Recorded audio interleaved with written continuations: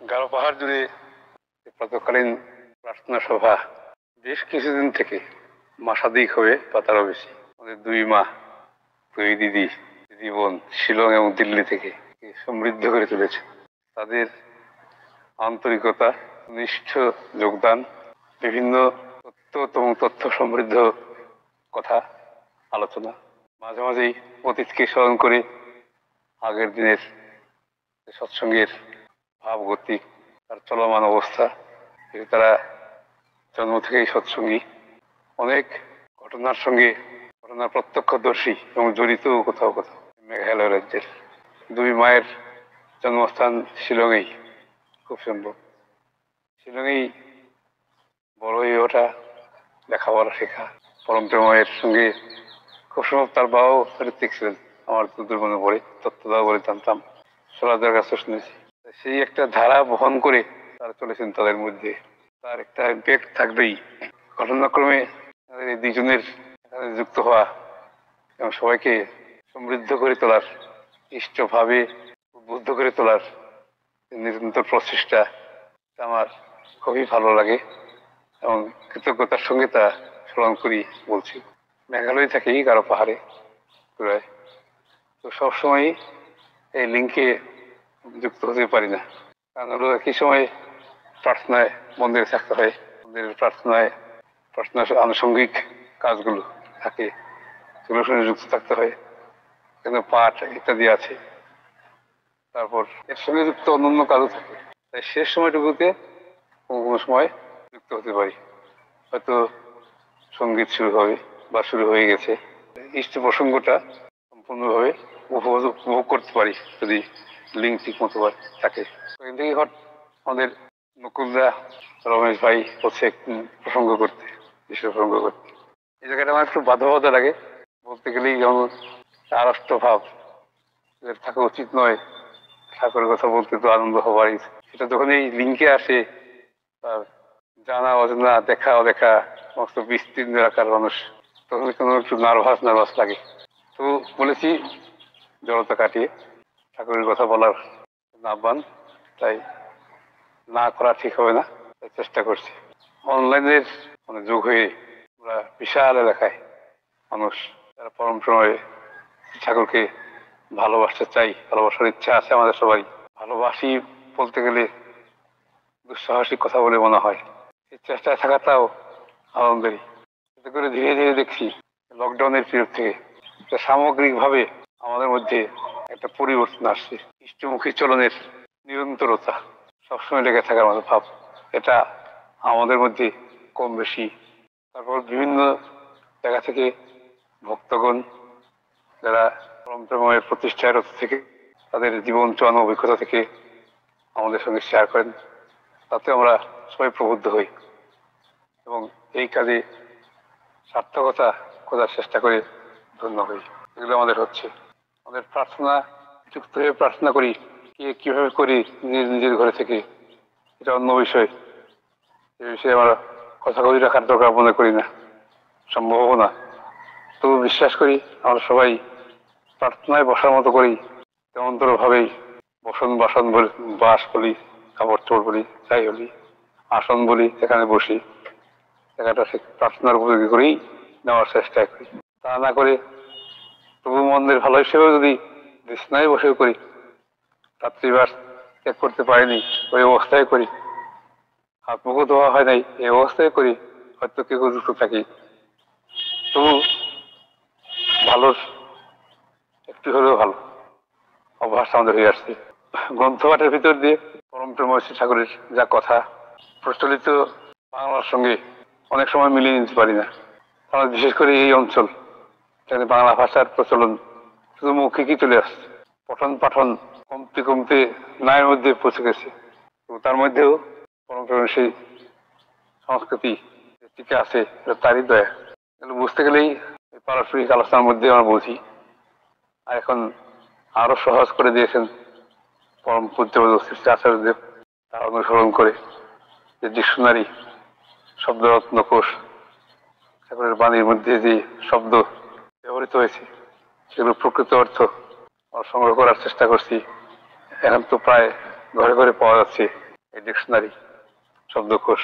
এখানে বোঝার অসুবিধা, আমাদের মন গড়া ভাবে না বোঝার চেষ্টা করি, সেই শব্দার্থগুলি সংগ্রহ করে যদি পড়ি বা বোঝার চেষ্টা করি, তার সার্থকতা অনেক বেশি হবে, অনুসরণও নিখুঁত হয়ে উঠবে। ইষ্ট প্রসঙ্গে কোন ধারায় কিভাবে বলবো তেমন করে নির্দিষ্ট করা নেই। আমি আমার মতো করে এদিক সেদিক করে বলার চেষ্টা করছি। পুরা সৎসঙ্গ মন্দির, সৎসঙ্গ বিহার, মানে শ্রীবিগ্রহ প্রতিষ্ঠিত, অন্নভোগ হয়। শিলং যদিও আমাদের অনুসরণীয়, অর্থাৎ তারাই লিড করেছেন সৎসঙ্গকে মেঘালয়, বিশেষ করে ওই অঞ্চলে। পরবর্তীতে গাঢ় পাহাড়ে তার প্রভাব পড়ে। এখানে 1995 থেকে মন্দির প্রতিষ্ঠার দিন থেকেই পরম পূজ্য আচার্যদেব শ্রী অক্ষদূত চক্রবর্তী সে উদ্বোধন করেন, সেদিন থেকেই অন্নভোগের সূচনা। শিলং যদি আমাদের অগ্রণী পথ প্রদর্শক, তো কেন বলতে পারবো না পরম পূজ্য আচার্যের ইচ্ছায় শিলংও আগে থেকে এখানে অন্নভোগ প্রচলন করেন। তার একটা ইম্প্যাক্ট বুঝি, মানুষগুলিকে আরো বাস্তব ভাবে আলোচনা করে ঠাকুরের সঙ্গে আষ্টে পৃষ্ঠে জড়িয়ে থাকার একটু উপায় তিনি করেন। এই অনুন্নত অনগ্রসর এরিয়াকে, অঞ্চলকে উন্মুক্ত করে তোলার এখানে ইষ্ট প্রতিষ্ঠার কাজ। এখানে প্রায় 80% মানুষ অন্য মতাবলম্বী, প্রভু যীশু খ্রিস্টের অনুগামী, আর বাকি যে 20% তার মধ্যে বিভিন্ন পন্থার অনুগামীরা আছেন। তবু বলতে গেলে আমরা এখন বলতে পারি এই 20% মধ্যে 20% মধ্যেই এই সৎসঙ্গী সংখ্যাগরিষ্ঠ আর দয়া হয়েছে। আমরা নিরন্তর চেষ্টায় লেগে থাকার ইচ্ছা বা প্রয়াস, তার ভিতর দিয়েই পরবর্তী কাজগুলো করে নিয়েছেন। এর ভবিষ্যতে বলতে পারবে, কিন্তু বর্তমান খারাপ নয়, ভালোই। এভাবেই অগ্রসর হতে হতে একদিন এখানে পরম প্রেমেরই স্বর্গীয় সাম্রাজ্য তা প্রতিষ্ঠা হবে দেখা রাখি। পুরার অবস্থা যদি আমার ব্যক্তিগত ভাব থেকে বলি, অভিজ্ঞতা থেকে বলি, প্রথম যখন এখানে আসি, একটা স্কুলে কাজ করতাম এই গাঢ় পাহাড়ি যে গ্রামে, প্রত্যন্ত গ্রাম। এখানে পৌঁছতে যে পর্যন্ত গাড়ি যায় আরো 12 কিলোমিটার পা হেঁটে চড়াই উতরাই এক নদী 4-5 বার পার হয়ে পৌঁছতে হতো। সেখানে ওদের সঙ্গে, সেই গ্রামের সাধারণ লোকের সঙ্গে, তারা খ্রিস্টান সবাই ওঠা বসা, চার্চে যাওয়া, ওদের সঙ্গে বসি। মাঝে মাঝে আমাকে কিছু প্রসঙ্গ থাকে বলতে বলে, আমরা যেমন ইষ্ট প্রসঙ্গ করি এরকম তুমি আজকে করবে, আমাদের সঙ্গে প্রার্থনা করবে এবং কিছু কথা বলবে, আলোচনা করবে। তোমার ওদের ধারণা না আমি খ্রিস্টান সত্যি সত্যি, তুমি এত সুন্দর বাইবেলের কথা কি করে বলো? আমি তো বলি, মানে আমার জীবন্ত গুরুকে, আচার্যকে লক্ষ্য করে বলি, বাইবেলের কথা, বাইবেল পাঠ করলে আমার প্রিয় ভাইয়ের কথা শুনছি এরকমই মনে হয়। তাই আমার বোধ থেকে বলি কে সেই লোক, ঠাকুরের কথা ওঠে, ওদের মধ্যে ওরা মন্তব্য করে কি জানি রে, ওদের ভাষায় আদৌ বাংলার সঙ্গে মাতৃভাষা মিশিয়ে বলতে এরকম করে। একদিন মধ্যে হয়তো এটাই হয়ে যাবে এই দেশের পৃথিবীর ধর্ম। আমি বলি মুসকি এসে, ঈশ্বরের যা ইচ্ছা তাই হবে, তিনি তাই ইচ্ছা করে থাকেন তো তাই হবে। আমরা থাকি বা না থাকি, দেখি বা না দেখি, এটা সম্পর্ক ছিল। পুরাই যখন প্রথম আসি তখন এখানে অনেক সৎসঙ্গী আছে, কেন্দ্রের মতো আছে, কেন্দ্র হিসেবে গড়ে ওঠেনি, তো তার কাছে বসে সৎসঙ্গাদি হয়। একজন ভদ্রলোক তার মেয়েকে পড়াতে হবে বলে আমাকে ডাকেন বাড়িতে। আমার মাধ্যমে জানতে পেরেছেন আমি মোটামুটি ভালোই পড়াতে পারি। নিমন্ত্রণ করলেন সকালে, চায়ের নিমন্ত্রণ, কথাবার্তা হবে। পৌঁছলাম সেখানে, অনেক খাওয়ার আয়োজন, অমলেট, ইলিশ মাছের ডিমের বড়া ইত্যাদি ইত্যাদি। খান মাস্টার মশাই, খাবো না এই কথাই বলি। আরে খান না মশাই, ভয় কিসের, ওই ফার্মেসির মালিক, ওষুধ দিয়ে দিব, কোনো ভয় নেই। ভয়ের নেই, আমার হজমের কোনো অসুবিধা নেই, কিন্তু আমি এই সমস্ত খাবার খাই না, চা বিস্কুট হলেই চলবে। কেন খান না? এমনি আর অভ্যাস নাই, তোমার মতোই খেয়ে নেই। তোমার মতোই খান না মানে বইটা কি নাকি? না বই কি কেন মরে গেলে বাবা মা খান না, খেতেন না, শেষে আমার খাওয়া হয়নি, সে খাওয়ায়নি, কেন খান না এনারা? বললাম সবাই পরম্পরা ঠাকুর মুকুল চন্দ্রের দীক্ষিত এবং তার যে খাদ্য নীতি জীবন চলনার অনেক দিক আছে, তার মধ্যে খাদ্য নীতি, সেখানে মাছ মাংস পেঁয়াজ রসুন আমিষ জাতীয় খাওয়া নিষিদ্ধ।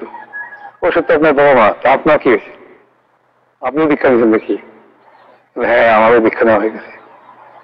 মশাই আপনাকে তো ভদ্রলোকের মতো লাগে দেখতে, আপনি ওর মধ্যে ঢুকে গেলেন। ধারণা ভদ্রলোকেরা সৎসঙ্গী হয় না, বা সৎসঙ্গী তাকে দেখা ভদ্রলোক। আমি কথা বলি ভালোই, তাদের ভালো লেগেছে।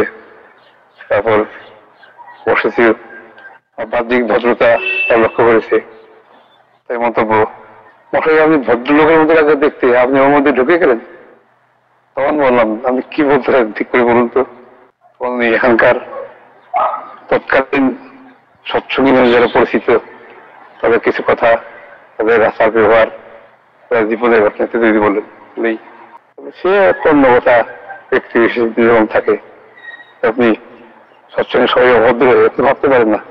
তাই আমার মেয়েকে যদি পড়াতে হয়, এই আমার সময় টাকা পয়সা প্রায় পড়ানোটা আমার কাজ, টাকা পয়সা দিতেই হয়, ওটা আপনাদের কাজ, মনে করেন দেবে। অদ্ভুত মানুষ তো মশাই, এইরকমই সৎসঙ্গী তো তারা এরকম হয়। তখন মনের মধ্যে এই অবস্থাটাকে আমি এখন ভাবে কি করতে পারি, সমাজের সঙ্গে তো পরিচয় নেই, ধীরে ধীরে পরিচয় হবে, তাই শুরু করলাম মনে হয় এই পড়ানোর ভিতর দিই। পড়াই টাকা চাই না, পয়সা দিই না, যারা একটু টিউশন দিতে পারে না টাকা পয়সার অভাবের জন্য, তাকে নিজের দিকে পড়াই। আলাদা একটা অবস্থা সৃষ্টি যদি হয় তাহলে তাই হলো। তার মধ্যেই লোকটা কি কেমন কি করে এই কথা হতে হতে সৎসঙ্গী হিসেবে পরিচয় হয়। তারপর এই সূত্র ধরে জ্বালন করে করে দীক্ষার পথ খুলে দীক্ষা হয়। একদিন অনেকদিন পরে, বেশ কয়েক বছর পরে, প্রায় বছর 15 পর একদিন এই ভদ্রলোকের বাড়ি থেকে খবর আসে, মাস্টারমশাই একটু আসে, কথা আছে। গেলাম, আপনি বিছনায়, মাস্টারমশাই আমার সময় শেষ, আপনাকে ডাকার অর্থ কিছু কথা বলবো আপনাকে। হ্যাঁ বলুন। আমার ছেলেরা, হ্যাঁ আমি ভট্টাচার্যের ছেলে, ব্রাহ্মণ, অনেক সংস্কার আমাদের ছিল, বাপ ঠাকুরের আমলে দেখেছি। আমি এখানে আসার পর 76 থেকে সেভাবে চলতে পারিনি, অর্থ উপার্জনের না দায় করেছি সারাদিন জীবন হয়েছে, কিন্তু আমার পরবর্তী বংশধর দেখলে ব্রাহ্মণের ছেলে বলে মনে হবে না। এখন কষ্ট হয়, মনে হয় আমাদের ব্রাহ্মণত্ব থাকবে, চাইবে চলতে পারবে। হঠাৎ আমার মনে পড়লো আপনার কথা, আপনি তো ঠাকুরের কথা বলেন, ঠাকুরের অনেক কিছু শুনেছি। আমার মনে অন্তরে স্থির বিশ্বাস, আমাদের এই হিন্দু সংস্কৃতি, আর্য সংস্কৃতি, বৈদিক বিধান, এগুলো কিছুই নষ্ট হবে না, যদি টিকাতে পারে একমাত্র এই সৎসঙ্গ টিকিয়ে রাখবে। আমার এই অনুভূতিটাই আপনাকে বলার জন্য আপনাকে ডেকেছি, কষ্ট করেছি। তারপর সে বাড়ি থেকে চা দেয়, চা খেয়ে বিষ্ণুর কাপটা দিতে দেয়, কি করেন আমি জানি তো, আপনারও ব্রাহ্মণ আমিও ব্রাহ্মণ, অনেক সংস্কার আছে, তার কাছে শিখেছি, ঠাকুরের কাছে সৎসঙ্গের। আমার নিজের একটু বাসন নিজেই ধুই, এটা কোনো প্রেস্টিজের অন্য কিছু ব্যাপার নয়, বাড়িতে খেলেও যা, আমি আপনার বাড়িটাকে আমার বাড়ি মনে করি, আমার কাপটা আমি ধুয়ে রাখলাম। বাহ, অদ্ভুত শিক্ষা আপনাদের। তার দিন দিয়ে পরে মন্দিরের প্রার্থনা শেষ হয়েছে সকালবেলা, তার দিয়ে রাস্তা, মানুষ শেষ যাত্রা যেখান থেকে করে, সেই জায়গাটাও খুব দূরে নয়, হরিধ্বনি শোনা যাচ্ছে। তারপর বেরিয়ে কে যায় জিজ্ঞাসা করে, আরে ভট্টাচার্য মশাই গেলেন তো, তার মৃত্যুকালীন স্টেটমেন্ট জবানবন্দি রেখে গেলেন। তার বিশ্বাস হয়েছিল পরম প্রেম ঠাকুরই, তার প্রতিষ্ঠিত সৎসঙ্গী আমাদের কৃষ্টিটাকে রক্ষা করবে। সে ধীরে ধীরে এখানে সেই ইষ্ট কৃষ্টি একটা পরিবেশ তৈরি হয়। অনেক সৎসঙ্গী, অনেক কর্মী রাজনীতি সভায় নিরন্তর কাজ করে চলছেন, বিভিন্ন দায়িত্ব পালন করে চলেছেন। শ্রী বড়দা এখানে আসেন 1975 সালে মার্চ মাসে। তখন মন্দির হয়নি, জায়গাটা আছে। এই পথে যাওয়ার সময় বলেন এই তো এখানে সুন্দর জায়গা। তখন জায়গা বলতে এটা 70 ফিটের মতো, 65-70 ফিটের মতো একটা গোবর গড়। তার রাস্তার পাশে এক সিলতে জমি, সেখানে একটা টিনের চালা, তো চালা। এখন অনেক ঘর বাড়ি দেখতে পাচ্ছি। হাঁটতে হাঁটতে পুরো বাধা হয়ে আরেকটা বাড়িতে যাবেন। নেপালি সম্প্রদায়ের মা উন্নয় করে আহ্বান করেছেন, কথা দিয়েছেন যাবেন। হাঁটা পথে নাখাম বাজার বলে একটা বাজার করে, নাখাম মানে কারো ভাষায় শুটকি মাছ, শুটকি মাছের বাজার। নাখাম মানে করে একদিন বলে দিল, তুমি ঢুকলেন শুটকি মাছের বাজারে। সঙ্গে কর্মীরা আছেন, অন্যান্য যারা তারা আছেন, এরকম ছোট্ট শুভ্র অসমিক পরিবেশ, গলায় চাদর। নাখাম বাজারের নাখামের যে গন্ধ, সুবাস কি বাস, গন্ধ বলছি, গন্ধ শুরু হয় দূর হয়, নাকে কাপড় চাওয়া যাচ্ছেন। শ্রীপদ্মা নির্বিকার দিব্যি করছেন। এটা কি মাছের শুটকি, এটা কোথায় পাওয়া যায়, দাম কত, কিলো কত করে, কিছুক্ষণ পরে বেরিয়ে আসেন। বাজার ছেড়ে একটু যাওয়ার পর তুমি পিছন পেয়ে এটা কি করলি তোরা, হ্যাঁ আমার নাক, আমার কি নাক নেই, আমার নাকে গন্ধ যায় না, তুমি বেশি আছে আমার গন্ধের, আমি তো মুখে কাপড় চাপা দিলাম না, আমরা খাই না, আমরা তো খাই। এই নিয়ে একটা আচরণ করলি কি ভাবলো, ওদের খাদ্য খাওয়াকে আমরা ঘৃণা করলাম, এই তো এই দিকে শিখবে, মানুষ শিখবে। আর কি একটা উচ্চারণ কোনো কথা ঠিক খেয়াল নেই, কিন্তু ওই ধরনের একটা কথা, শাসনমূলক কথা বা কিছু দেখলাম। আমরা আমাদের মতো করে সদাচারের কথা যখন বলি, পালন যখন করতে চাই, এমন করে করি আমাকে দেখানোর মতো লাগে, দেখেই করছি। আর তুমি কত সহজ, পরিবার কত সহজ সরল ভাবে ছিলেন, ম্যানেজ করে নেন, বুঝতে পারেন না এত ক্ষমতার। বহু ঘটনা আছে, আমাদের গ্রন্থ পাঠ করি, চলু অর্থ বুঝে নিজের জীবনে ফুটিয়ে তোলার চেষ্টা করে করা যায়, তাই হয়। আমার দীক্ষার নীতি একটু কাজ করাই নেই, যজন যখন ইষ্টপ্রীতি এই জীবনের কর্ম, সেই কর্ম করে দিই। যখন খালি তারা আসেন বসেন দীক্ষা নেবেন, ঠাকুর এই বলছেন আপনাদের তো ভুল, আমাদের তো ঠিক, এটা কখনোই যাবেন না। মানুষের সেবার ভিতর দিয়ে মানুষের অন্তর ছোঁয়া, অন্তরে পৌঁছে যাওয়া, একটা মুখের হাসিও যাদনের মধ্যেই পড়ে। কেমন আছেন দাদা, এটাও যাদনের পর্যায়ে পড়ে। কি করে সম্পর্ক তৈরি করে ঠাকুর বুঝার চেষ্টা করা। যদি আমার যখন দিন খুঁত না হয়, নামের প্রতি যেমন নেশা না থাকে, নাম করা পাশ না থাকে নিরন্তরতার সঙ্গে, তার ভিতর থেকে এটা আসা মুশকিলই হয়। কারণ ভালোবাসাটা ছেলে আমাদের নিজেদের মধ্যেই যদি না গজায়, এটা সঞ্চারিত হয় কি করে। নিষ্ঠা সহ নাম পুরাই মনস্কাম, মনস্কাম বিভিন্ন থাকতে পারে, শরীর পূরণ হতে পারে, আমার প্রতি আমাদের সেই নিষ্ঠা থাকে। যারা করেন তারা জানেন, তার কাছ থেকে আমরা শিখতে পারি। বাকি আচরণ যা ইষ্টভীতি আমরা সিম্বলিক ভাবে করি, অর্থ দিয়ে হোক বা তার বিনিময়ে পাওয়া যাবে তেমন কোন জিনিস দিয়ে হোক বিতরণ করি, এটা সিম্বলিক প্রতীক হিসাবে ইষ্টভীতি করি। ইষ্টের ভরণ এটা বিভিন্ন ভাবে হয়, আমার চিন্তায়, চলায়, কথায়, পরিবেশনে, ইষ্ট পরিবেশনে বৃহৎ আকারে ব্যাপকভাবে ইষ্টের পরিপূরণ করা, সবই ইষ্টভীতির অঙ্গ এই করে। আর এগুলোকে চালিয়ে রাখে, দৃঢ় ভিত্তির উপরে রেখে দেয়। প্রতিদিন সকালে তার নিমিত্ত আমাদের অর্ঘ নিবেদন, সেই ইষ্টভীতি, এবং সেটা ঠিক সময় মতো স্টেশনে পাঠিয়ে দিয়ে আর বাকি সব করা। অনেকে বলি মেয়েদের সচ্ছবি, তোমার জন্য মেয়েরা আমার দীক্ষা, সস্তিটা করে নিলেন দাদা, আরে বাবা সস্তই তার পক্ষে নেওয়া ঠিক না, মনে লোক থাকলে বলে সস্তি নেওয়া ঠিক না। এই মাছ টাছটা খাই, শুক্রবারে খাই না, এবং অনেকে বলি এগুলো পোশাকই নয়, তাদের তো লোক দেখানো ধর্মের মধ্যে নয়, আমাদের জীবন তুলনায় আমার জীবনকে ঠিক করার, শরীর স্বাস্থ্য ঠিক করার জন্যই, মন মানসিকতা ঠিক করার জন্যই খাদ্যের তার একটা বিশাল প্রভাব আছে, তাই চেষ্টা করা। কি বৈজ্ঞানিক যুক্তি, কি কথা কত শত না হয়, শুধু এটা মনে রাখি আমি ঠাকুরকে ভালোবাসার চেষ্টা করছি। ঠাকুর এগুলি পছন্দ করেন, এগুলি পছন্দ করেন না। ঠাকুরের যা পছন্দ আমারও সেটাই পছন্দ হয়। ঠাকুরের যা অপছন্দ তিনি পছন্দ করেন না, আমার অপছন্দ সেই পথটাকে অনুসরণ করে এগিয়ে চলি। তার দয়া আপনি ও উৎসব রাখে জোরভাবে আমাদের প্রত্যেকের উপরে, এই আশা নিয়ে চলি, এই আশা নিয়ে চলছি।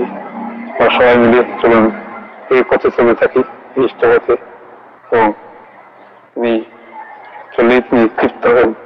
তস্মিন তুষ্টে জগৎ তুষ্ট, তিনি যদি তুষ্ট হন পৃথিবী তুষ্ট হবে। সেই তুষ্টির আবহাওয়ায় আমরা সবাই এই সুন্দর পরিবেশের মধ্যে আনন্দে চলতে থাকুক। জীবন বৃদ্ধি শুরু হবে, পৃথিবীতে সর্বরাজ্য স্থাপিত হবে, এই আশা কল্পনা কিছু বলি না কেন নিরন্তর করে যাচ্ছি। কিন্তু আমরা সবাই মিলে সে পথে থাকার চেষ্টা করছি। সবাইকে আমার আন্তরিক জয় জানিয়ে এখানে আপাতত শেষ করছি। জয় গুরু।